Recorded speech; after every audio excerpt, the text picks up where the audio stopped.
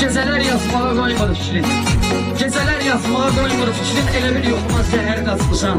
Səni səhərəcəm fikirləşmişəm. O gecə sən necə rahat yazmışam. Ölümcəm mən səni sənsiz sevərəm. Ölümcəm mən səni sənsiz sevərəm. Dözərəm mən bədbəşən olmasam da. Dünyada olmaz ki mən tək yaşasam da ki sən xoşbəxt ol mən olmasam da. Sevginin qədrim bilmədim esva. Öz quyumu əlimdən mən özüm qazdım. Səndən danışdığım hər bir şeirimi sənə deyə verdiyin qələmlə yazdım. Yine senden yazanda qələm də bitdi.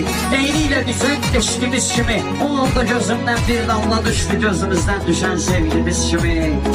Sen özünü mənim yerimə qoysan, görərsən ürəyin necə bağırır. Təsəvvür elə ki sevdiğin insan sənə öz toylamı marşardır.